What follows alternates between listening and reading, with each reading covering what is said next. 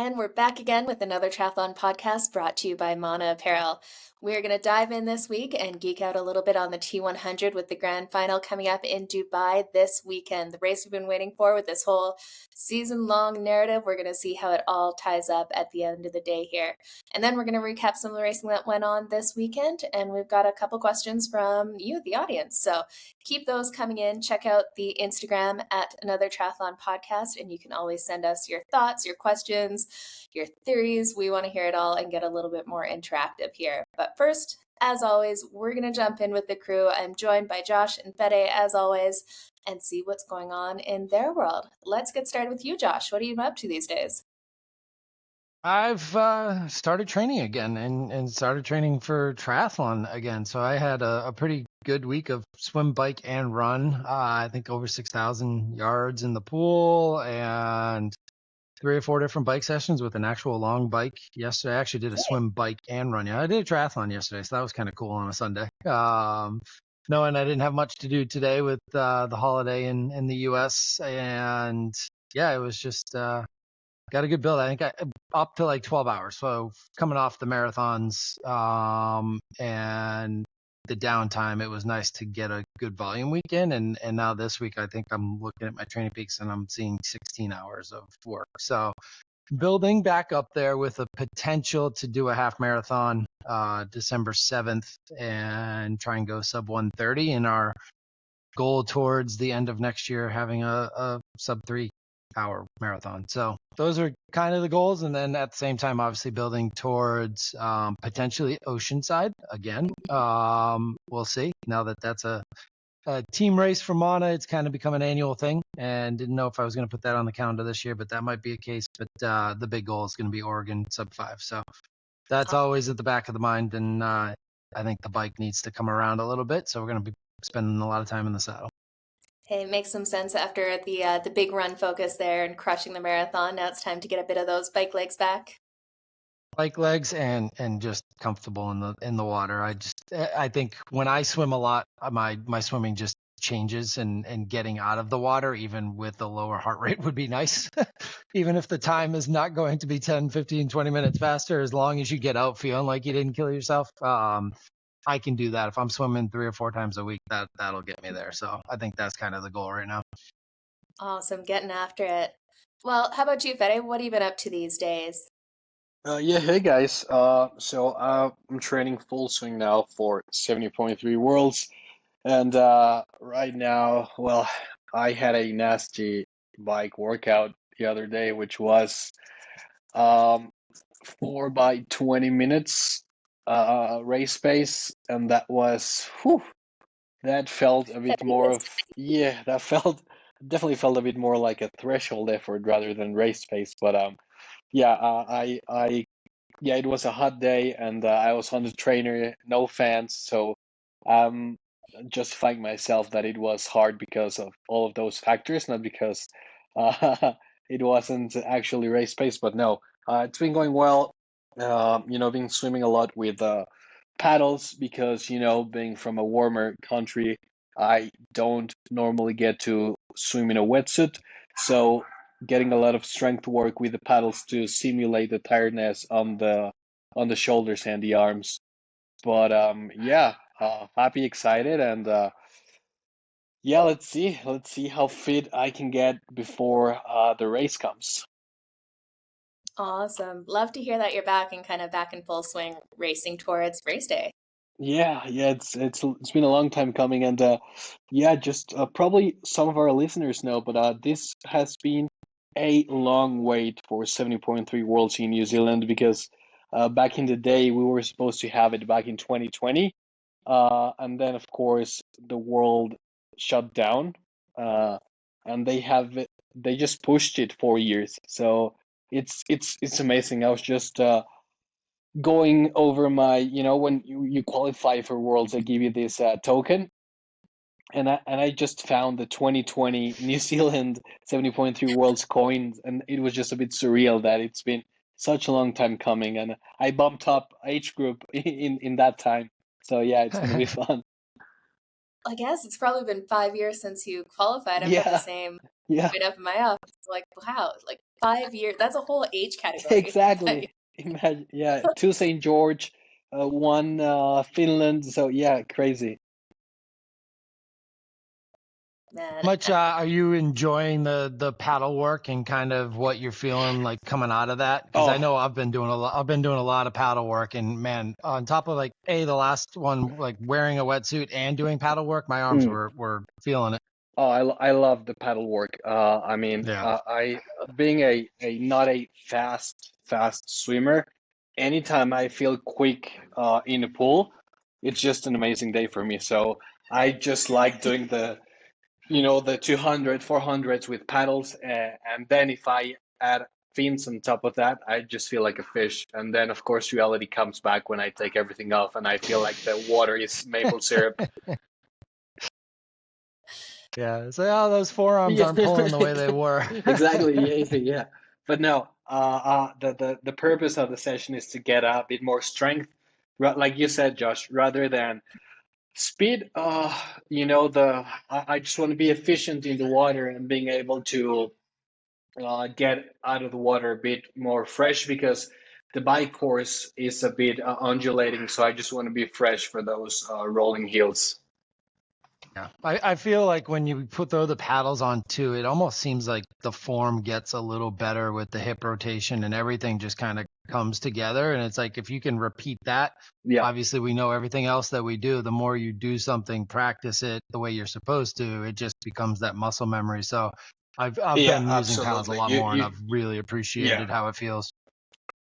yeah, it's great because you have a little bit more of that proprioception because you have that feedback of the pressure of the water on a larger surface, just to kind of figure out how your body's actually moving, making sure you're engaging the right muscles as you go through. It definitely helps a lot. If I could do every single swim with paddles and pull buoy, I would. And I have definitely used that as a crutch in the past. Yeah, you and me Yeah. both, Jenna. And You now and you're me swimming. both. So how's that going?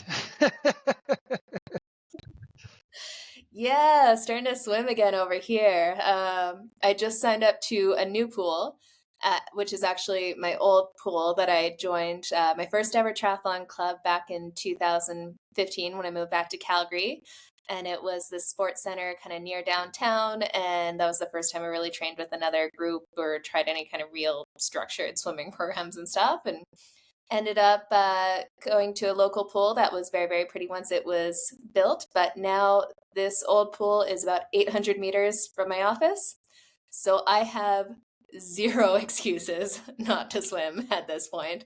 It takes less than 10 minutes to get from my office to the pool walking. Yeah, no excuse. I'm sure I'll find some along the way, but I don't actually have any now. So went there, signed up today, got in my third swim since Kona last year. And yeah, I don't remember swimming being so hard. That definitely, Yeah. it's coming-ish. It's funny, the paces aren't that much slower. It's just everything hurts and Yeah. aches, and I have zero Mm. endurance. Yeah. So the first Definitely the 200, I'm good. motivation has got to come around. Yeah. I think it was actually long enough out of the water that I'm looking forward to the swims at this point, which is a good thing. It only took a year out of the water to get to that point, but we're there. So yeah, just gonna start building back. An 800 or 1800 meter swim today felt like running a marathon effort wise, but keep telling myself it'll keep coming. We'll get back to it. So How busy is that pool, or like are there certain hours that you can swim and hours that you can't? see, this one's nice because it's a really big facility. So they've got kind of two massive pools that can be split into 4 25-meter pools. So there's basically any time of day you can find a lane, which is nice. If it were a case of like fighting for pool space, that would be much more of a struggle for sure. Yep. Yeah, pretty spoiled for pool locations down here. And then, yeah, I had my first full week of Ironman type training again, which has been a long time coming.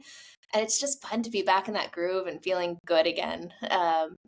I didn't quite follow the 10% rule again, which I'm sure no one will be. I saw your long run. I was like, yeah, that's some volume.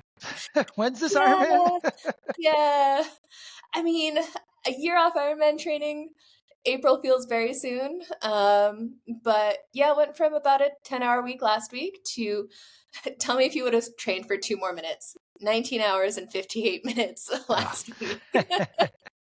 Would you guys have gone and done something for 2 minutes to make it 20 hours? I mean, maybe one of those stretches counted as yoga or something. Yeah, like a Pilates session or something. There we go. I debated for a second, then I'm like, nah, it's Sunday. I'm tired and hungry. I'm gonna go get some food instead. Hey, I did some yard work and my whoop's gone off crazy today. I'm like, well, I'm already at a TSS higher than I was supposed to be for my workout today. I was like, uh-oh. There you go. It's cross training. It's all good cross training. Yeah. Yeah, but no, coming back, a lot of aerobic volume. I had zero intensity last week, so just kind of building back that base and getting back into it. It won't always be 20-hour weeks, but this week I just happen to have the time to be able to do that comfortably. So I was like, well, may as well just jump all in and go for it. But there's nothing better than when like in that groove and everything's just feeling good and coming, and it makes me excited. It's funny how like, well, of course, Gianna, you've been doing duathlons all year long, and shoulder stuff and all of that. But I just wanted to touch on the fact that it's amazing how much or how quickly the body responds to training after you've been doing this for so long. It's like, of course, it feels a bit difficult and paces are a bit weird, but it's just a matter of weeks to bounce back and to get back on the fitness level that you were. That the body remembers, and it's amazing how we just say, "Oh yeah, I just did a 20-hour week, no pressure," and but yeah, it's just amazing to me how we forget sometimes as triathletes how incredible our bodies respond. Like it's not like if we focused on short course for a year, it's not that our long course strength and endurance is completely lost. Of course, it's going to take a bit of an adaptation process, but the body bounces back very quickly, and it's way quicker than if we were picking it up from scratch. Yeah, absolutely. And I think sometimes we get caught up in our own little echo chamber because, triathlete, triathlon coach, talk to you guys all the time and in a bunch of triathlon chats. So you can say something like, oh, I just had a 2-hour bike ride today. And that is nothing big. But then you go talk to the general population, like, you rode your bike for 2 hours? Like, what is that, right? So it's a good point. It's good to take a step back sometimes and realize it's pretty cool what our bodies can do, and that has come from kind of years of putting the training and the work in and consistency. And it's good to appreciate that once in a while instead of think of what I used to be able to do. It's like, this cool that I can do this right now. Yeah, it definitely. I even just coming out of the run block this summer and fall, like back into this, even not even a big week volume wise, but a big day Sunday was just kind of really cool to get back and like, wow, I could still go do a triathlon. I think I even sent my coach a text. I was like, so I just wanted to remind you I can be a triathlete still. So Still got it. Yeah. And that's why it's one of my favorite things working with new to triathlon triathletes, like coaching them to their first couple triathlons or when they take the step up in distance. There's just this enthusiasm and excitement, and they really appreciate so much more kind of that starting point and how far they come in the journey. It's really fun to kind of tap into that excitement again because, we can get kind of caught up in the day to day. It's just when it becomes just what you do, you kind of forget that excitement. And talking to newer athletes who are trying to go for their first, it's just such a different energy and perspective. And I love working with athletes like that. Yeah, and then to give them an idea, an understanding of why you're doing certain sessions too, it just kind of keeps them, their minds going like, oh, this is why I'm doing this, and it's not like just another workout. Yeah, absolutely. Well, speaking of some athletes who, again, are a little bit faster than us, Fede, what did we have going on in the pro racing world this weekend? Yeah, so we had 70.3 Melbourne in Australia. And, it's now that Kona is over and 70.3 Worlds is on site, we're starting to see a bit of a shift in athletes and who's on the start lines and all of that. And this is it's a very fast course. I mean, it was on the day very quick. And Australians dominated the race. We had a 1, 2, 3 from Australia taking the podium, and almost a 1, 2, 3 on the podium as well on the women's side. We just had a Swede in between two Aussies, but let's start with the girls. On the girls, we had Ellie Salthouse taking the win in 4:03. Then in second place from Sweden, we had Anna Bergsten, and in third place, Radka Kalfeld. And it was just an incredible racing. Anytime I see a run split from a woman under 120, I just go, wow. It's just incredible. And it was Ellie ran a 119, Anna ran a 120, and Radka, with a 123, and that's moving. And I mean, a 123 back in the day, we would have been like, oh, this girl won the race by like 10 miles. But Yeah. yeah, it's just incredible how quick these girls are moving. And on the guys and the boys side, we had Jared Osborne, Jake Bird-Whistle. He is making the switch from short course to middle distance racing. And on third place, we had Nick Free. And Jared finished in 3:35, then 3:37 for Jake, and 3:38 for Nick. So it was a neck and neck race.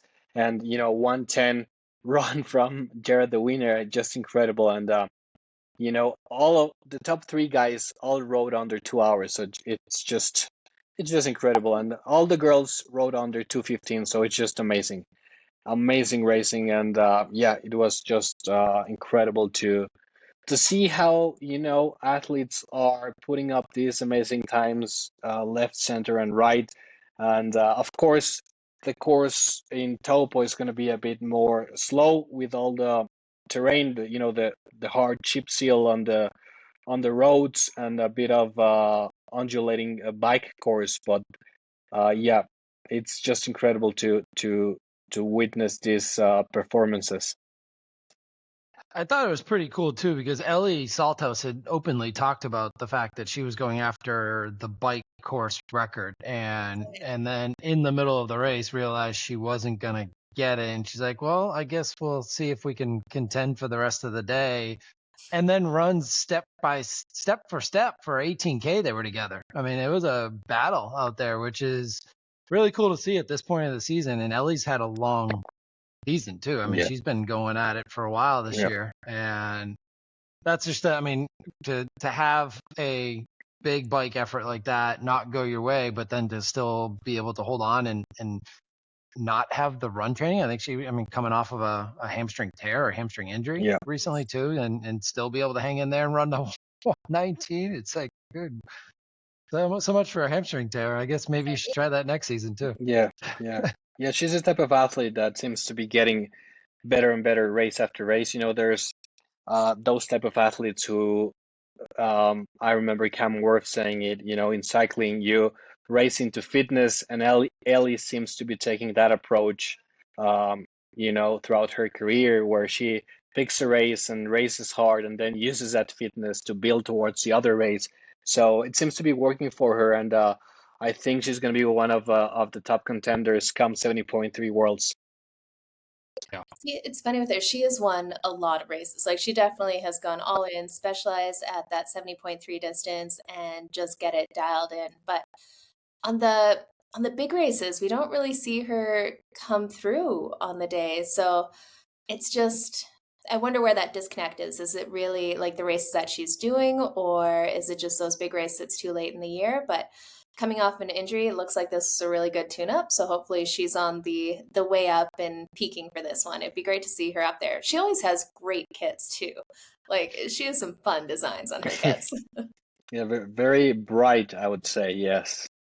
Mm-hmm. Definitely. Well, fun to see some racing there. And now that one wasn't a part of the Pro Series for Ironman. That's right. No, that was No. not. Our last Pro Series race is December 1st in Australia. So that'll be the next chance for people to get some points going in. Well, speaking of the Pro Series, that's going to jump me into my What the F of the Week. And we called it on the last episode. We were talking about it there. The what the F is Patrick Lange is calling it a season and just leaving it to luck to see what happens in the Pro Series. So at the moment, he's at the top of the rankings, but he has a couple guys behind him that very easily could get a couple points on the board, both in Australia, but then at the 70.3 World Championships as well. The what the F is that's a lot of money to give away for. He could probably just turn up to the 70.3 in Australia, cruise around, and secure his $200,000 bonus. To give you guys an idea of what the difference in payday is showing up to this or not, if he gets first place in the rankings, he'll get 200,000. Second drops down to 130. Third is 85,000. Fourth is 70,000. So we're talking potentially like $130,000 difference to go not roll around a 70.3 course. What do you guys think about the decision to call it a day and just see what happens? I mean, more than most people make in a year, and one just for showing up at one more race. 3.5 hours. Yeah. Hey, I mean, the man's not motivated by money, so kudos to him. I think he got what he wanted, which is winning Kona one more time, and I think he takes that over any amount of money. So, yeah, I respect it. It's refreshing to see an athlete not chasing the big bucks, which in this day and age, a lot of athletes do. They just go with the highest bidder. So yeah, he's in a position of privilege where he can choose. So yeah, I respect it, and good for him. And maybe he just knows in the back of his head that maybe the money will be better going to another athlete who maybe not be as well established as he is right now, and that gives him a bit more time to rest and recover and reset mentally for the. Yeah, I mean, I think at 38 years old and now 3 Konas, he's also looking at maybe 2 more years to get to Kona for the 4th time and see what he can do at 40 years old. But he obviously just got a ton of money from sponsors and probably has another ton of sponsorship contracts coming his way for the next 2 years now because of what he did at Kona. And like Freddy said, to reset at this point, and what he's saying is just to go to every ball and party and everything else that he can do, and probably he's getting some speaking appearance fees and things like that.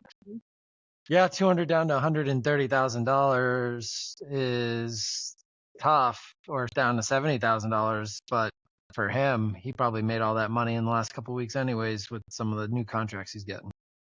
Yeah, and it looks like he's having some fun taking advantage of all those events to celebrate afterwards, and definitely some well-earned downtime because it sounds like he went kind of all in on Kona this season, and it paid off for sure. At that stage of your career, you just got to pick and choose the events that you go after and not keep going after all these events to be mediocre at. And I think he had a mediocre Oceanside. He had a great Texas, and that kind of laid out his rest of his season on how he was going to plan event-wise. Yeah, and 70.3s don't seem to be his thing, I'll say. No, those were check boxes for a lot of people this year, as we saw. I mean, but look what it's done. A lot of these good Ironman distance athletes at the top of the Pro Series racing were just checking 70.3s. They're not necessarily 70 point. And now it comes down to how does Matthew Marquardt do in a 70.3? Right. How does Christian Hogehog do in a 70.3? And but it's full distance guys going all out. Can they stay close enough to the 70.3 winners is really what it comes down to. And go for it. Yeah, this has been such a crazy season between the T100, the Olympics, the 70.3s, Ironman series. And we also just had the Challenge series wrapped up as well. And kind of the interesting part there is you don't really see anything about it. It definitely wasn't big names who won the series, but they put in the time, strategically went after it. And that's what counts, just having that consistency and that brand loyalty. So kudos to those who won the Challenge series there. But yeah, Ironman, it's going to be kind of wait and see.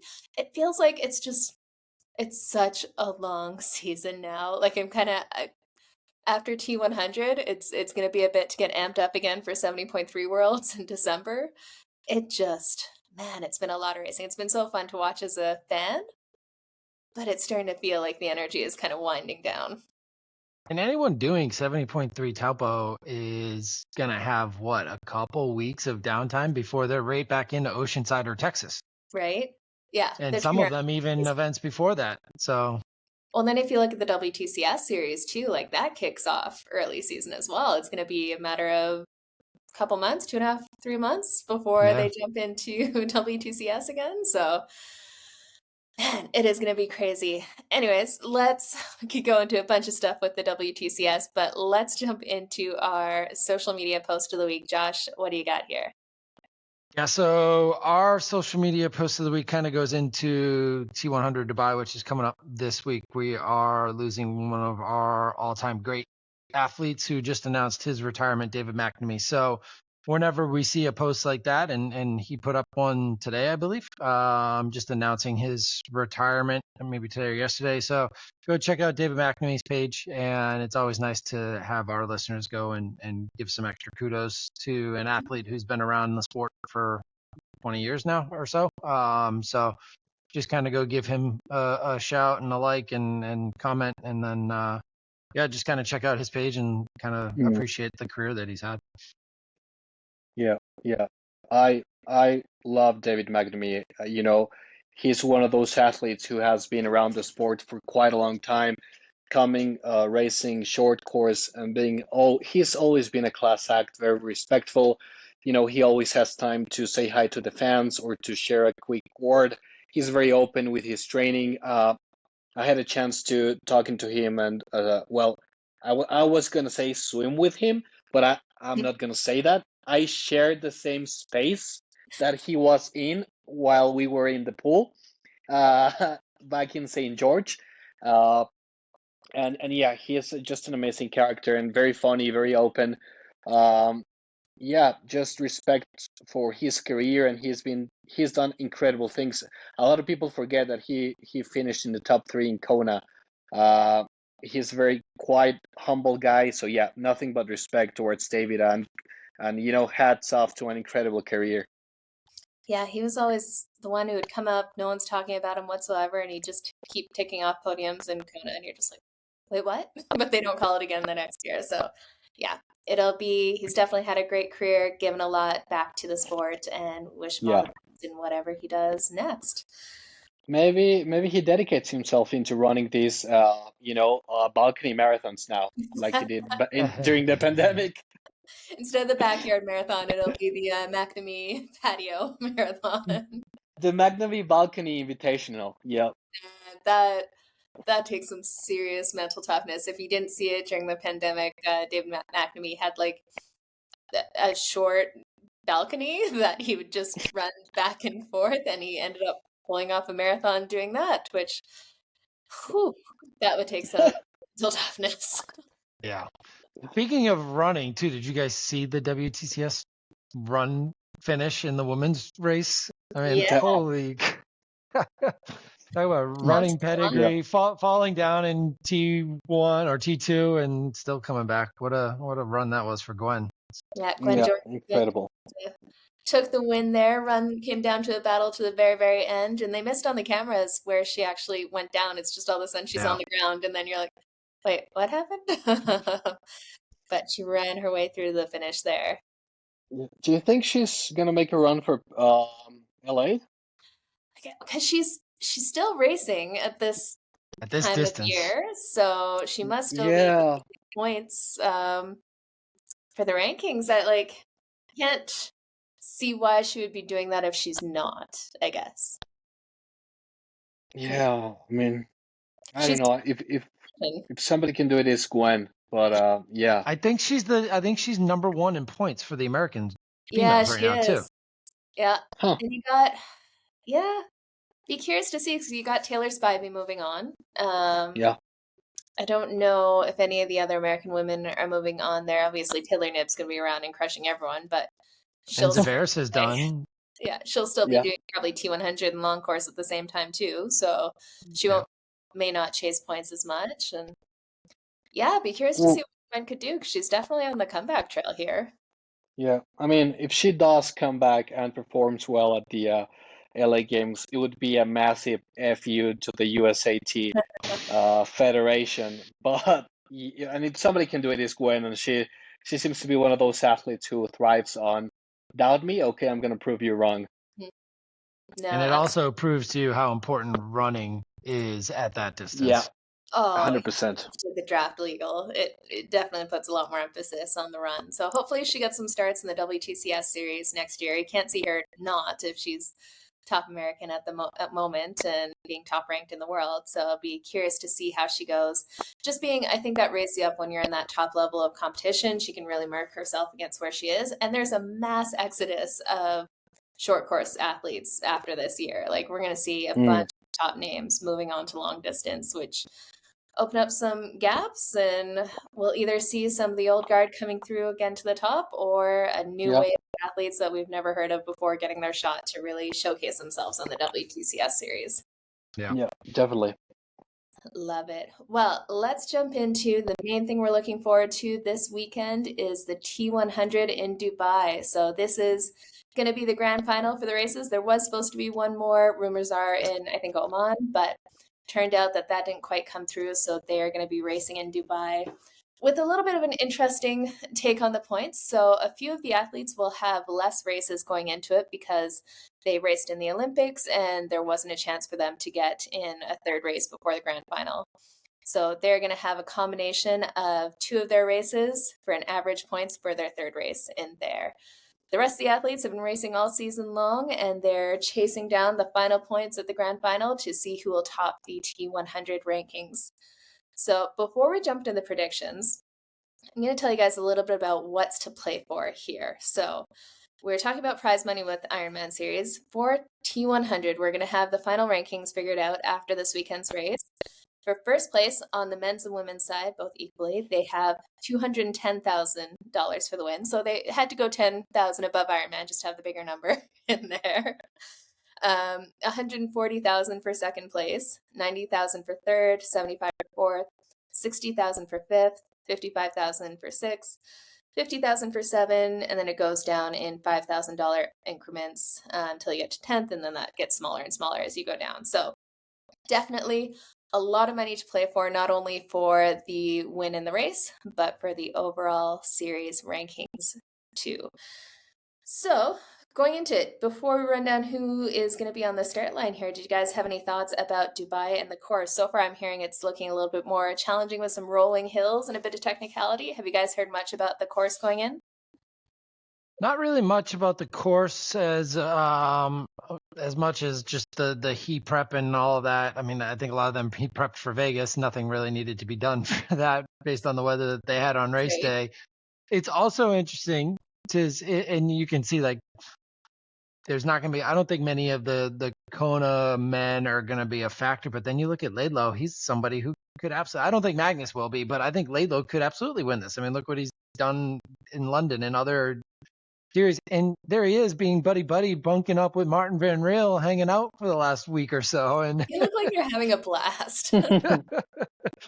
So I mean, the vibe going into it is really cool too. You've got literally the two of the best men in the field hanging out, chilling with each other, which you just don't see in other sports, and that's the coolest part about triathlon, and we talk about it a lot.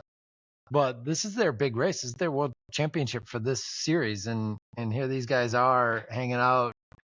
Martin apparently not training enough, and Sam giving Martin all the shit he can. Did a full reel on why it sucks being roommates with Martin.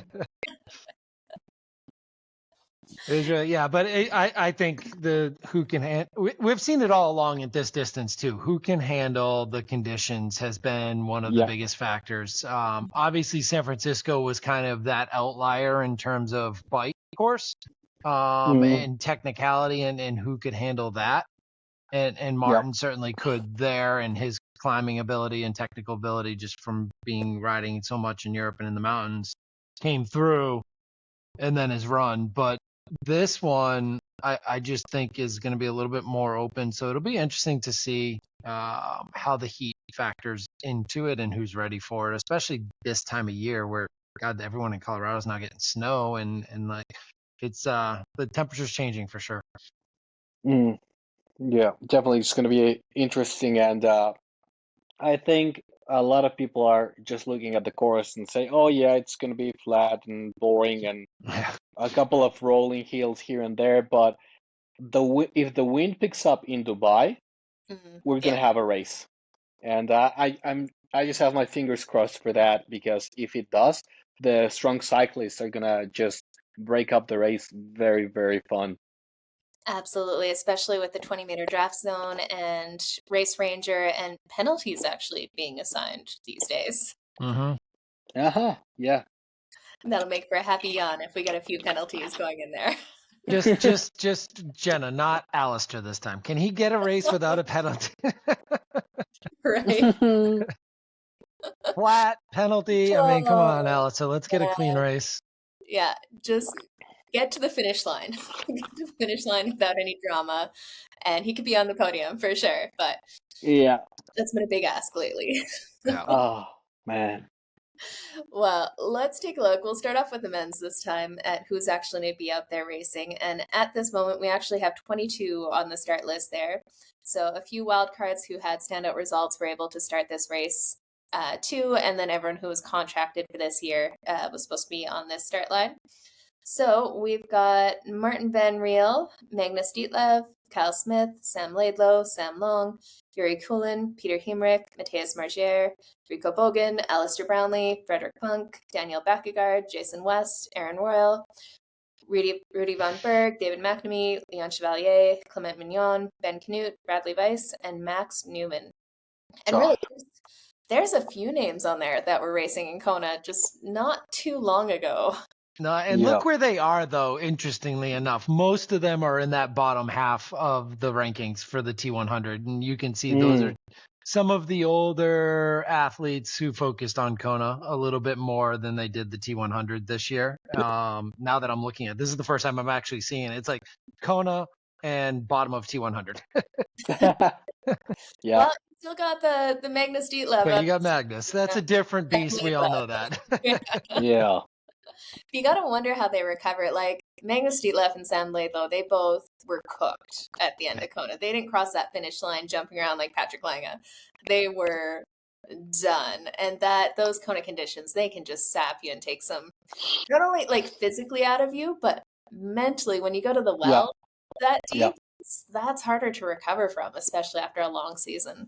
Yeah. I was just gonna say and touch on that once you get some sort of heat exhaustion happen to you while racing, it's man, it can happen more often than not. Like once you hit that threshold, I don't know what happens to the body, but it's oftentimes athletes who suffered one, they most likely are going to suffer a couple more during their career. Yeah. So yeah, it's going to be interesting. The thing with Laidlow is it's hard for him to back off because he's going to be leading coming out of the water. And he's like, well, I got a Yes. chance. Let's see how far I can go. That's some good motivation. That definitely is. Yeah. Yeah. Which I mean, is yeah. all day. But I mean, he could get out of the water with guys like Kyle Smith, Martin Van Riel, Aaron Royal, and all those guys are very good cyclists. So we might be talking into maybe a breakaway group that gets away from the get-go. Yeah. That'd be good to see. So, what do we think? Sam Long, is he going to play a factor in this at all? Is he going to have another Oof. 6-minute swim, or will he be able to hold it to something like 3-4 minutes and make his way back to their strongest legs, fastest bike run setup? Vegas was scary. Like, and he's said it in a couple of his YouTubes and said like he was embarrassed by that swim and where he was coming out and like looking over his shoulder. It was like whiplash trying to find where the guys were who had already gone back in the Aussie exit. So I just can't see it until that swim gets better because the swim only got worse throughout the year. And that's the part that scares me with the level of talent in this field every race all year. Plus you add into it now the guys going for the season series and people finishing out their year. You're going to get some top-notch racing, and you've got somebody like Kyle Smith who's been rested, injury. You've got Martin who's focused on this race, and for those guys like Sam to come back from a bad swim like that, or even if it's a good swim for him, who knows? I can't see it right now. I'd love to say it. We love to say it early in the year. We didn't care. Like, he could have a bad swim. He's still going to come from behind. We saw it in Miami and we saw it in Singapore. I just don't see it this time. I think the problem is he was so fit and ready early season, where everyone else kind of raced their way to fitness throughout the season and kind of built out. He absolutely came out with a bang, which was fun to see, and he was absolutely crushing it in there. But I think it's a case of everyone has kept building and he just hasn't been able to. He's kind of thrown in a couple different things, races and Ironmans and stuff. And I think we saw that peak early where everyone else is starting to hit it now. I think the best thing that could happen to Sam is if the water is warm enough so that the fast swimmers take it a bit too hard and they start to overheat on the bike, and then he can make up some ground on the bike. I think that's the best option for Sam if he wants to be a factor, if it's a warm swim. And then we also have a friend of the show here, Frederick Funk. He just got married this weekend. So how do you feel about racing T100 a week after your wedding there? How focused do you think he'll be going into this? I think he's going to have a great race. I think he's going to be on the newlywed vibes and just crushing it and being happy and buzzing about love is in the air and all of that. So congratulations to Fred. And I think he's going to have an amazing race. And he's also one of the guys that can be on that lead bike pack. So, and he's a strong cyclist. So if he manages to stay within himself and just not take a lot of ego pulls up front, he could actually have an incredible race. Yeah, absolutely. Hopefully they're taking the honeymoon after this race instead of beforehand. Yes. We got Martin van Riel here. He had his first ever loss at long distance or middle distance in there. What do we think? Is he going to bounce back and take the win on this one? He's definitely been head and shoulders above the rest when he's on, and his next close competitor there, Jelle Geens, wasn't able to get a start to this race. So will he be back at the top? And he likes Dubai, so he's done the 70.3 over there, and he excel over there. So I think he knows what he's going to deal with, and if there's somebody that is going to take advantage of the hard conditions, if the wind picks up, it's going to be him. So definitely a big favorite. Yeah, I feel the same way. Without Jelle getting a start spot from the T100 just because he only had that one event, I think if he had 2 or 3, we would have been seeing him here, just based off of their rules that they had. So without that, again, I think it's going to be Martin, Kyle, and maybe Laidlow. I don't think Matisse will be there on the bike, but I just don't think he's got the run to stay with those guys, especially focused on a race like this, like the way they are. Man, it'd be a big surprise to see Jason West have another big day the way he had in Vegas and kind of continue that progression too. So I think he's one that I would be watching come from the back. Like I think his swim has come around, his bike has come around, and we all know, wow, now from Vegas to Dubai, he's had a little bit more run time to actually get those legs going again too. So I think Jason West could be somebody coming from the back that those guys would have to be concerned about, which is crazy to say after the season he's had. I know, right? We're seeing a lot of that with such a long season. You can actually go through a real downtime or a serious injury and then be able to build back by this time of year. Because really, it started in March. Like, this has been a hell of a long season. So people are going through whole injury cycles and back to full fitness, which is absolutely insane. Curious to see. I'm really curious to see how Sam Laidlow does after that. And then Alistair Brownlee, are we going to see him have a solid race without dramas and get a result in there? Oh, I mean, hopefully. everybody's rooting for Ali just to have one of the races we know he is capable of. I just hope he can. I don't know.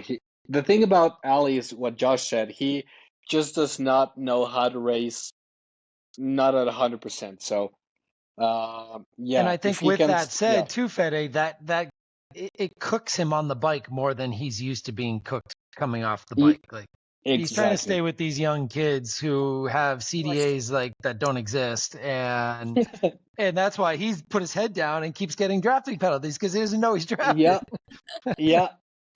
Well, he's got a Ghibli aero sensor now, so we're going to get that sorted out and make him as slippery as some of those top guys. So now he should know the difference between the red light, the blue light, and the green light, and orange, or whatever he needs to know. Man. No, hopefully he has a good one in there. Okay, so let's go through some picks here. Well, who's going to get Martin? Who are we going to start with? How about we... Who is going to beat Martin would be the question, because again, I think we're all going with Martin across the board in terms of if we didn't have the Kona factor, it's an open discussion, but I think it's a Martin who can beat him. Mm-hmm. Yeah, same. What do you think, Josh? Who's going to beat him on the day? Man, it would be nice to see Kyle Smith come back and get some San Francisco revenge. And I think we all know he's got the capability to do that. I even with Martin's loss, I was still super impressed with the way he held on that run. And Yelly was having a day. Yelly was just like, I'm feeling good. Like he literally said, I felt good. He still did his shoe. Stopped, tied his shoe. I just think Martin is at a different level that we all saw, and it would be nice to see Kyle run up there with him. So if there's anyone that can do it in this field, I think it is Kyle, just because of the Kona factor. And then Jason West, I think, is going to be a factor if those guys falter at all. And maybe the front of the pack pushes themselves too much in a race like this. I mean, look what happened at Kona. There's some heat. Yeah. Right? Yeah. Totally. And somebody like Jason, I think, is working hard on his bike, but he's not going to be in that front pack. And you might have that 20-meter pack play in on the chase group that isn't really trying to chase down the leaders. But with that's the other factor with the T100 too, is the way these courses are set up. They see each other, so it's not like in Kona where you see them once at the turnaround and that's it. This is you're going to know where you stand, so that could factor into it as well, where people start to push when they're like, oh, I didn't realize I was that close. So there's a lot of factors that go into how much they push on the bike for sure. But Kyle Smith with Jason West doing a Jason West like he did last season, end of the season, kind of like, oh, where's this kid coming from? And all of a sudden we start talking about him going into next year. Yep. How about you, Fede? Who do you got for this one? Well, like we all agreed, I think Martin has it. But if not, man, it's a tough one. But I think it's gonna be, like I said, a breakaway group from the get-go, and the guy that's probably gonna come off the bike with the freshest set of legs is gonna win. And I'm gonna go ahead and pick. I'm gonna go with Frederick Funk. I love it. Going off of the wedding vibes, happy and feeling good. Absolutely. Oh man. Okay. Let's see here. Different kind of taper. Now how hard did they go on the wedding night drinks wise? That's the question. Champagne is going that is the question. And then the travel afterwards. No, I think that's a good shout though. Sometimes just when you're in that good, happy place in your life, like magical things happen on the race course. That's true. Well, if Fede's going with Freddie, that means you got to go with Alistair. Yeah, I mean, go full circle in there. You know what? Let's do it. Alistair Brownlee, he's going to get it figured out here. Called him for the first race of the season. Hasn't quite worked out yet, but not calling him didn't work either. So that's good. Alistair Brownlee, he's going to pull it all together this time and Awesome. surprise everyone. Love now, it. Is it that we're saying Alistair winning would surprise people? Like, Yeah. turn around from Crazy the world. a few years ago. It's crazy. And then you look at the start list and you're like, yeah, well, that's why. There's definitely some people who are very, very good. Like, it would be cool if T100 was around when he first made that transition from Olympic distance to middle distance. That would have been cool to see. Okay, let's move on to the women's side. We have definitely done a deep dive on the men, and there's been lots of stories there. But in this race, we have 21, unless they haven't taken, let's see here. They haven't taken Chelsea off the PTO website yet. Okay, looks like she's off of this one here. I kind of like how they have the World Triathlon lists on there as well. Those ones are always a lot more updated and clean, I find. Okay, in elite women, we have got Taylor Knibb, Ashleigh Gentle, India Lee, Imogen Simmons, Laura Phillip, Kat Matthews, Paula Finley, Lucy Byram, Julie Duran, Mara Jewett, Laura Duffy, Anne Haug, Taylor Spivey, Kaida Kaboja, Laura Madsen, Kate Cran, Marjolaine Pierre, Marlene DeBauer, Didi Diedrichs, and Sarah Perez Sala on the list here. So, again, a killer list going in here. And we've had, in the women's field this year, over the series, we've definitely had a lot more changes between pregnancies and retirements and dropping out of races and injuries. So this list, we're a little less familiar with some of the names on here compared to the men's list, where we've had a little bit more of that consistency. But at the top, we've got some big names. Let's jump into a couple of these and talk a little bit about them. We'll start with Ashleigh Gentle, who until now was definitely known as the queen of the 100-kilometer distance. But this year she's had a lot more competition with Taylor Knibb. And the queen of Noosa, don't forget. Oh, Queen of Noosa. One now, like, I want to say 12, but that could be. I think it was 11. Next year it'll be 12 or something like that. Oh, it's crazy. Absolutely insane. Absolutely dominating that race, which is awesome. But yeah, she was always noted like the best at this 100K distance. She's changed coaches. She's got a new competitor that has definitely made it more challenging with Taylor Knibb. And she wasn't there in Las Vegas. So what do we think? How's she going to pull up in Dubai? I think she's going to have an amazing race. I think her not going to Vegas, she's just going to be fit and ready. And I think also she's using this race as a tune-up race for 70.3 Worlds. And in the back of my mind, I believe she wants to win everything, the T100 and 70.3 Worlds, and that would put her on a different category. So yeah, I'm excited to watch this race actually, because I think the girls' race is going to be a way more tactical race than the men's. I think the men's is going to be a bit more straightforward, and there's going to be way more tactics on this race. I mean, I might be aging myself here, but I think we're going to need like a Tanya Harding, Nancy Kerrigan type situation in order for that. But I mean, Taylor Knibb is in a different world, and I love watching Ash run from the back off the bike, and her and Tamara on their day can run anyone down, but I just can't see anyone taking Taylor off of her game. Taylor's having bad days in her mind and still blowing people away. But we haven't seen an Ash Gentle ready to go, full blow, new coach, all this stuff. So this is the race. We'll see. Yeah. I don't per se say she's looking ahead to 7.3 Worlds. I think this is her opportunity that she says, hey, I can compete with Taylor Knibb or not, and maybe we will see it. Maybe I'm wrong. Maybe we don't need that tire iron. Yeah, and I'm curious because she definitely has recognized that Taylor, where she gets her is on the bike, and she's changed to a coach that is a lot more cycling focused. Now, I don't know if there's enough time for the adaptations to really make a massive difference between making that coaching switch and racing now. I think that's something something that makes the racing very interesting in the future if she becomes an absolute beast on the bike and holds on to some of that run and only loses a couple percentage points there. Then this gets very, very interesting. I just don't know if there's been enough time to close that gap to Taylor. But you know what? You never know. People have bad days. People have incredible days. So far, I don't think we've seen Ashleigh have a great day when she's racing Taylor Knibb, whether that's mental or physical or conditions, whatever it is in there.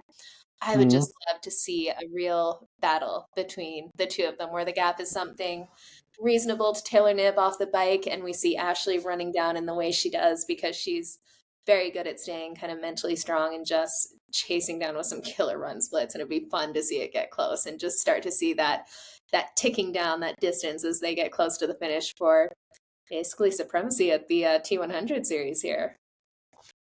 This is, I mean, when you look at the top 10, any one of them could show up and win this for the most part. Like if Taylor Knibb has a bad day or has a mechanical, every one of those top 10, I don't think Paula Findlay can show up and win. I think she's just always competing for the podium. But for the win, Lucy Charles is 10th in the standings right now. Like, is Lucy Charles going to show up healthy enough?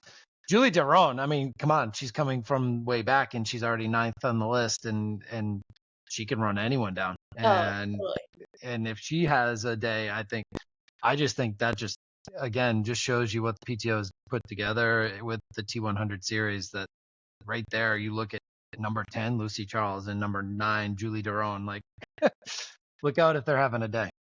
Well, and I don't think Lucy Charles will actually be racing. And Lucy's not yet. Yeah, she won't be there. But how good. That's what I want to see. I want to have a day where Lucy Charles, Taylor Knibb, and Ashleigh Gentle are all at their best and chasing it down.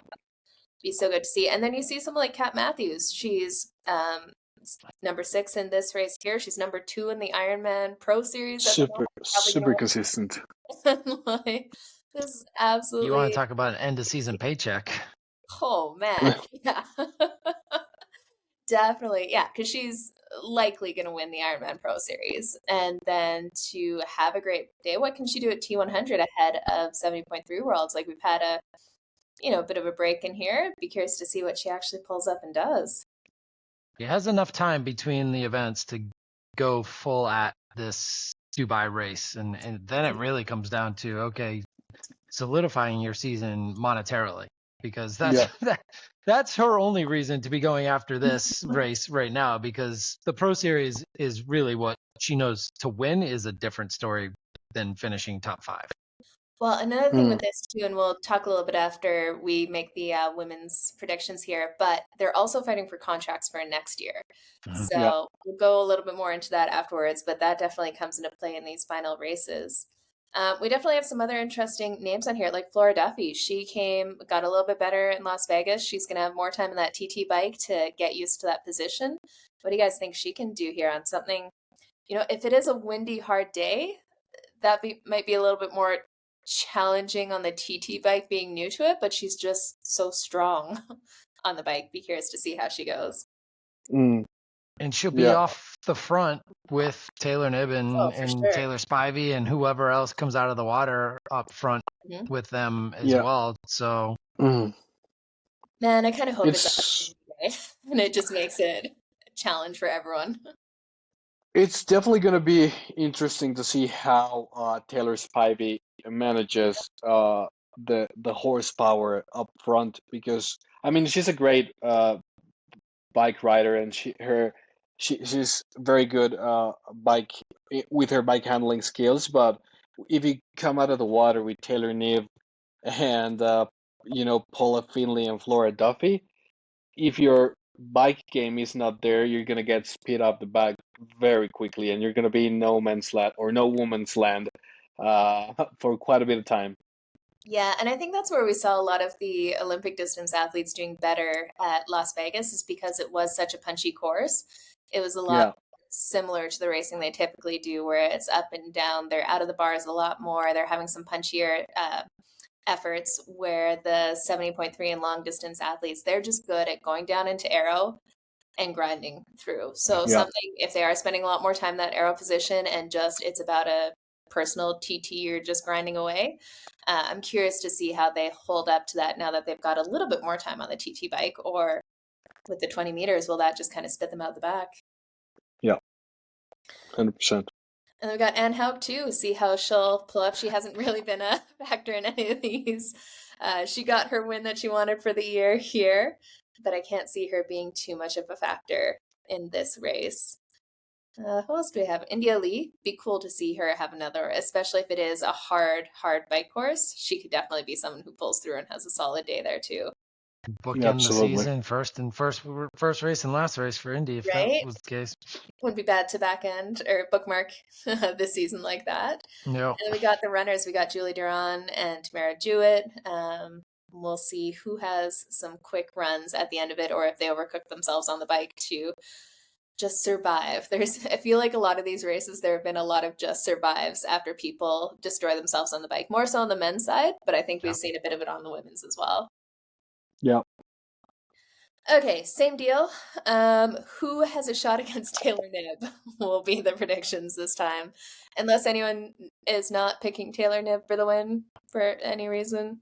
No? No, she, No. again, tire irons or mechanicals, that's about it. Yeah. That's about it. We don't know. Maybe someone goes all male 35 to 39 age group on there. Steve Post. They all fall on that same Nancy Kerrigan, Tanya Harding category. Yeah. Let's start. I truly believe that the person to challenge her going into next season is going to be Julie Duran.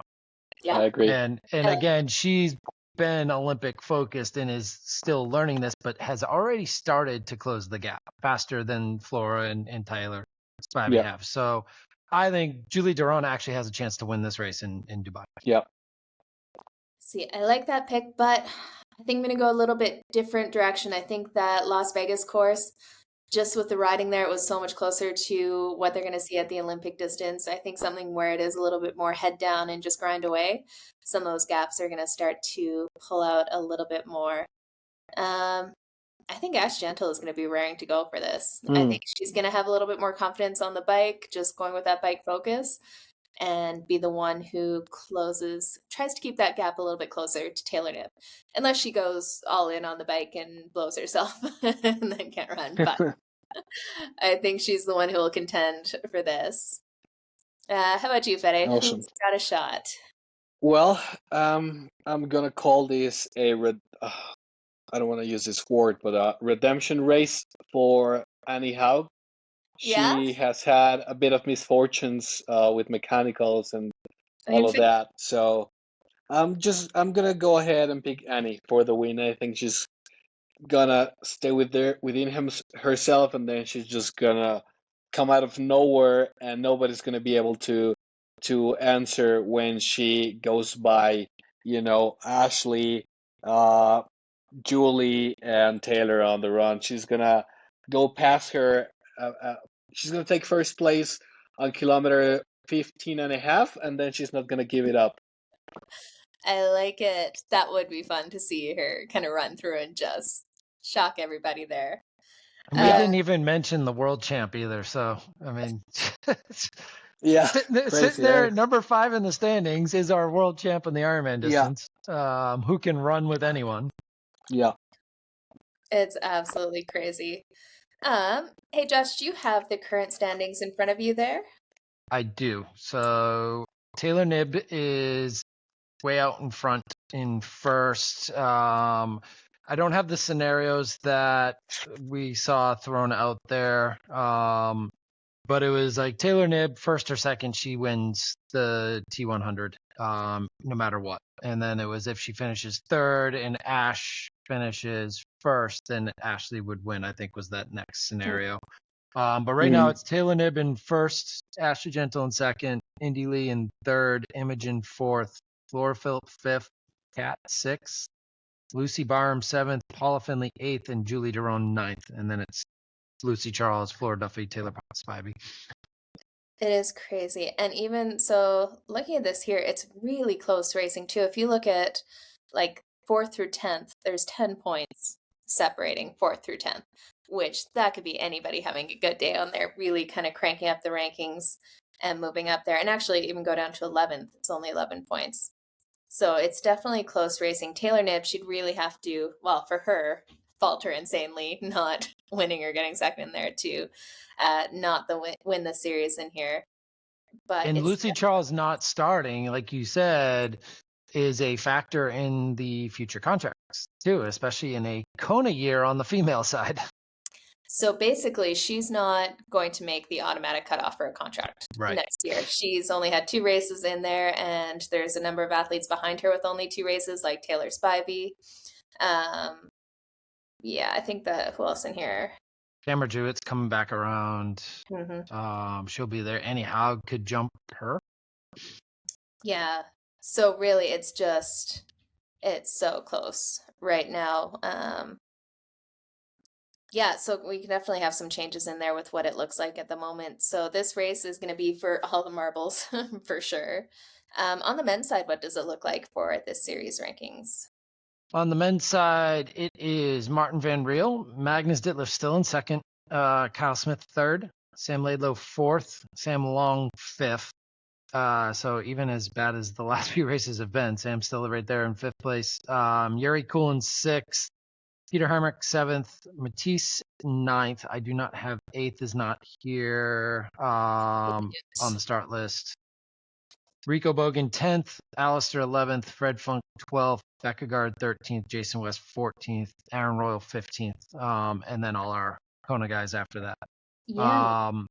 So there's a huge, all of these guys are vying for those top automatic spots here too. And somebody like Jason West and Fred Funk and Alistair do they want to get a contract automatically next year or not? Yeah, so from 16th up, they've all done 3 races, and it really gets close in there, like, especially on the top few. So from 5th to 2nd, there's only 5 points difference in there. And so all of them at least have 3 races in there, so this will definitely be the determiner for a lot of them. That 10th place is gonna be tight. If you look, Rico Bogan's in 10th with 57, Alistair's in 11th with 56. So like we were talking about, the other big thing is if people are going to get contracts for the T100 next year. And if you're wondering how you get a contract next year, is basically the first or the top 10 after the final will get automatic contracts for next year. So that's why we might see a lot of races within the races, just to make sure you either secure or slide in to that top 10 of the rankings. And then from there, it gets a little bit more discretionary. So 6 athletes will be selected based on the PTO rankings and standout performances from 2024, which could basically mean anything. If they want to have you in there or not, they can validate it if you've had a semi-decent race somewhere. And then they're going to choose 4 hotshot athletes who will be selected based on their ability to really make the racing exciting or have a big name. Let's be honest. Ivy. Yeah, exactly. So we're going to see a lot of that. Georgia Taylor Brown, those guys. Yeah. Well, it'd be fun if we saw I think we'll see a lot of those Olympic distance athletes, because they won't have the world rankings in there. Seeing someone like a Hayden Wild or an Alex Yu would be fun to see how they do.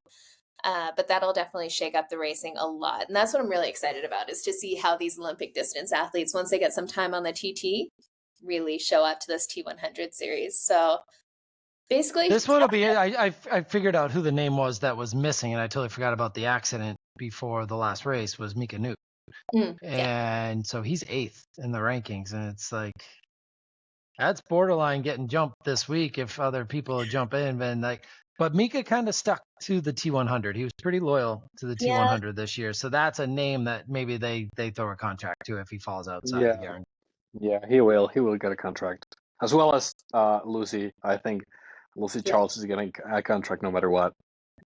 Oh yeah, she'll definitely be within either a hot shot or the discretionary had standout performances in there. And I think that counts for a lot when we had so many athletes who were kind of blasé about it or saying Ironman's the focus, I'm just kind of doing the T100.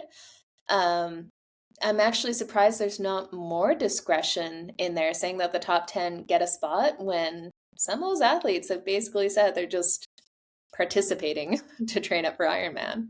Well, this will be our first idea of how the T100 is going to handle this going forward. And they're going to continue to change the rankings and the rulings and how they hand out the contracts. But we're going to see the Kona factor play in this year because they saw how it impacted them this year with the men. And Lucy Charles is not going to be on that guaranteed contract list. Do they offer her a contract or does she turn it down? And we'll see how that plays out. I can't imagine she turns down a contract, but maybe she does, and Kona is that big to her. And we saw that from a few athletes, like someone like Fenella Langridge. She turned down the contract to chase the Ironman Pro Series, and that, isn't going to pay off for her the way she wanted. That would be a hard one to shut down guaranteed money, which is unfortunate. But yeah, curious to see if we have too many people do it. It's going to be, with the women's field, there is slightly less depth. So when you see something like Kona, that is still such a big draw from a sponsor perspective, visibility perspective. We're definitely going to see a lot more conflicts there, we'll say. Well, yeah, I agree. I think it's all gonna it'll all play itself out this weekend, which will be fun to watch. And I think the sponsors are always going to be Kona heavy and Nice heavy and Ironman distance heavy. But I believe that gap is going to close a little bit with the visibility these T100 athletes are getting. Well, and especially the T100, what they do well is, like you said, the visibility around the athletes, the storytelling around the athletes. Running into race week, there's a ton of content going out on social media, insight from them. And I think that really makes a difference. So once sponsors kind of have some confidence that they'll be sticking around, that makes a big difference. And I think we might start to see more of that. There's some rumors there, but hopefully it sticks around. It's good for Ironman to have some competition. It's good to, separate out the racing a little bit. We're going to see people specialize more and more, but it almost creates this pathway from Olympic distance up to Ironman and giving people options and tiering the races kind of naturally so that, you have some other 70.3s that maybe the top athletes aren't doing because it's not part of one of these series, and giving some up and coming athletes a chance to earn some prize money and bonus money. Yeah, absolutely. I agree. Well, I think that's it for tonight here. Like I said, we had a couple questions from the audience, but I think we'll save that for when we have less to geek out on with the racing.